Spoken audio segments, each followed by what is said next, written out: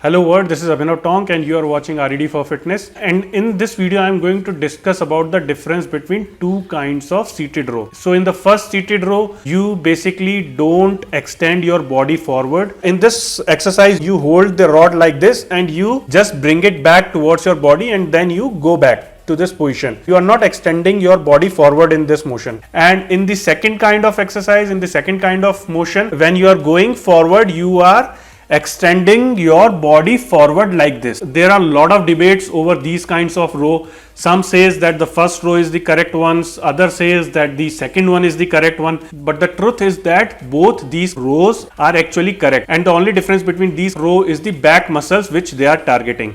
So in the first row, when you are not extending your body forward, in this motion you are targeting basically your outer portion of the lats.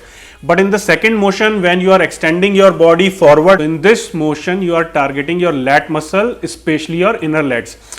So to understand this, just put your hand on your back like this and do the motion like this. So you will feel that in this motion your outer lat are engaged.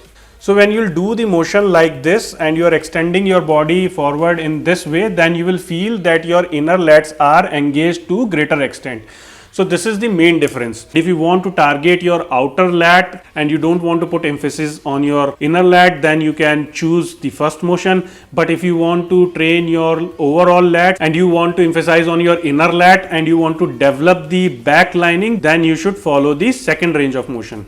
Now let me show you the workout videos for both of these rows and let me summarize all the points that I have just explained you. Have a look. So this is the first variation of seated cable row. Here you are performing the seated cable row without the forward body extension, and here the target area is complete lats except inner lats. So this is using dual pulley handles, and here also you are not extending your body forward. Here also the target area is complete lats muscle except the inner lats.